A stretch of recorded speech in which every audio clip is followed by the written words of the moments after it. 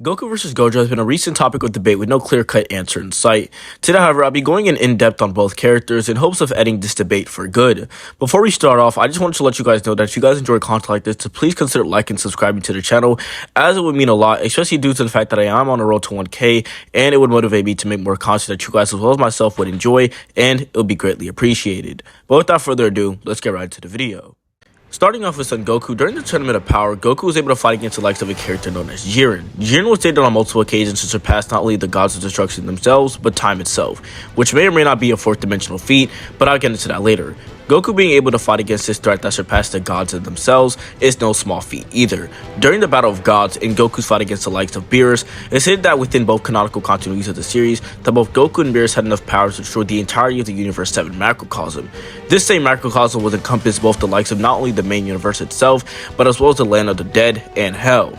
This would grant Goku multi-level reversals of power due to the fact that it encompasses both 2 and more additional realms within the main universe. As for the transcending time, as I mentioned earlier, depending on one's interpretation, this can be anywhere from a 3rd to 4th dimensional feat. If you believe that time is a 4th dimension by itself, then surpassing time would grant you 4th dimensional power with a 3-dimensional existence. Due to the fact that our universe by itself is a space-time continua that encompasses time as its 4th dimension, in addition to its prior 3 dimensions of length, width, and depth. The second interpretation with true dimensional scaling and tiering. Time itself being a dimension would yes be the 4th dimension, but not within the context one may think. Time by itself would be 1-dimensional, but would be 4th dimensional with a dimensional scaling chain. If length and width would equal the 2nd dimension, which each one of these single properties would have a 1th dimensional in nature. This would again be true, seeing how all former forms of not only logic but numerical values ultimately appeal to themselves and are circular in nature. With 2 plus 2 already presupposing the value within 4, and also posits that 2 plus 2 is 4 is already true, but denies the metric system of how this is already the case. Circling back to what I said originally, this means that within the scaling chain provided, time would be the 4th dimension added, but by itself wouldn't be 4th dimensional in nature, and it would actually be 1-dimensional. Moving on to Goku's speed, Goku has 3 layers of speed scaling that one can choose from, and I'll go ahead and list them out. The first is the faster than light to massively faster than light speed scaling. The second is the infinite speed, found in the Buu arc and the Tournament of Power, and finally is the inaccessible 3-immeasurable speed, also found in the Tournament of Power. Starting off with the faster than light, this is directly shown within the first arc of Dragon Ball Z with the character known as Raditz as well as Piccolo.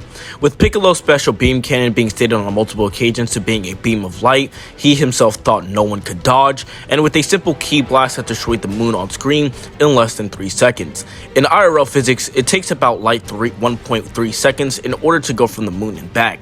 If we take the original 3-second time span that I provided earlier for the ki blast, Goku at bare minimum low ball would have anywhere from a relativistic to fast and light speeds, especially if we take the special beam cannon into consideration, which we are. Buu during the end of Z was stated on multiple occasions to travel an infinitely expansive universe in a finite amount of time, which at face value would give him infinite speed, however this would not. If we take into account our universe being infinitely expansive, this wouldn't however mean that our universe is infinite in size, but however has the potential to be. This would mean that our universe has a current end, but can be expanded further with time. Goku during the Tournament of Power would casually shake the entirety of the Void of Nothingness, which is stated to be infinite in size on multiple occasions by not only the creator of it, aka the Grand Priest, but the participants themselves. We know that within Dragon Ball, Ki would equal to speed and power and all other baseline stats, as shown with the Super Saiyan transformations, and with Goku needing a form of mastery of ki control to be an Ultra Instinct in the first place, this would mean that Goku would have the potential to reach infinite speed, but I'll leave this up to your interpretation. Lastly, with the immeasurable speed being granted with the person who completely transcends linear time, and with Jiren being stated to surpass and transcend time itself, this will logically mean that he would have immeasurable speed. This same mastered Ultra Instinct Goku was able to match and even overpower this same Jiren, granting him immeasurable speed as well. The honored one known as Satoru Gojo was revered as the strongest one within the Jujutsu Kaisen universe and is only rivaled by the likes of Ryoma and Sukuna, but is he strong enough to take on the likes of Son Goku?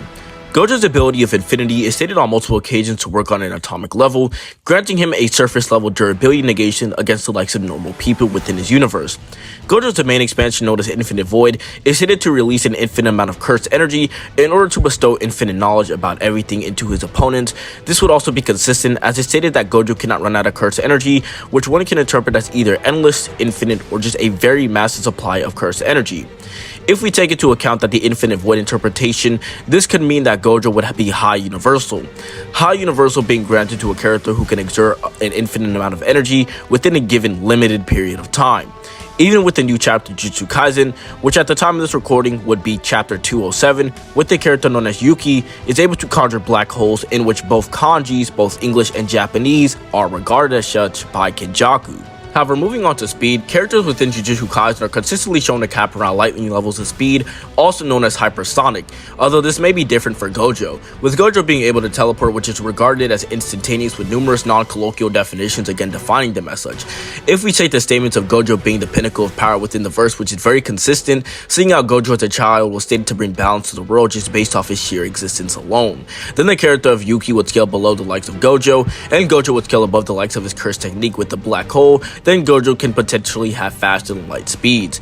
With a black hole being a dying star that sucks up anything within itself, with it being so dense to the point where even things like light itself cannot escape, with light being the fastest physical thing known to man in the real world, and with light possibly being the peak of the JJK series after its current hypersonic cap. Going back to Gojo's Limitless, as I did gloss over it a little bit, it would go like this if you want an in-depth analysis of Limitless. The author of JJK itself, Gege Akutami, defined it like this. Gojo's curse technique is like the convergent infinite number that appears in Achilles and the tortoise, brought into reality. However, the infinite number involved with Gojo's curse technique is fantasy. The repeating addition of numbers gives birth to a fictitious zero and an unknown derivative of dividing zero. That's why it's called Limitless. Thanks to this, not only can he slow down moving objects, he can also create spaces that seem to suck in objects.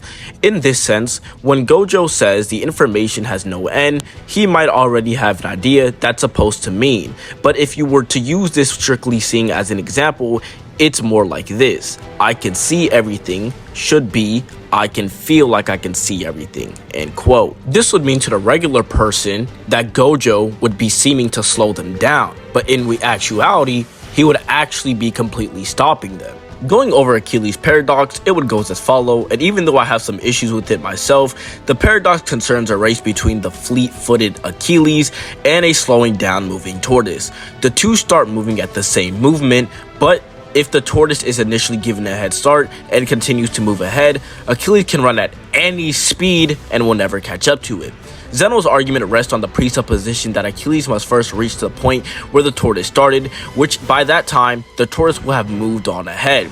Even if a small distance, to the point by the time Achilles traverses the distance to this latter point, the tortoise will have moved on ahead to another, and so on. By this logic, this would essentially mean that no one can actually catch up to the likes of Gojo, and thus can never bypass his Limitless, but as I said before, I do have some issues with this.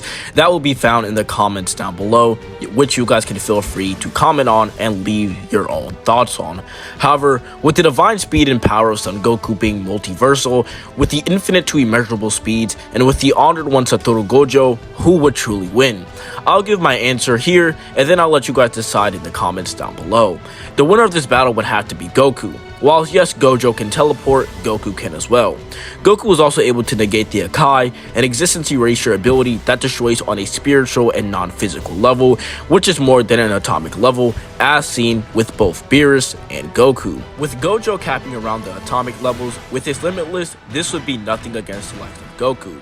Gojo also outspeeds and out-hacks, seeing how Goku is able to use Hakai, and Goku is just too fast with his higher display of speed and AP.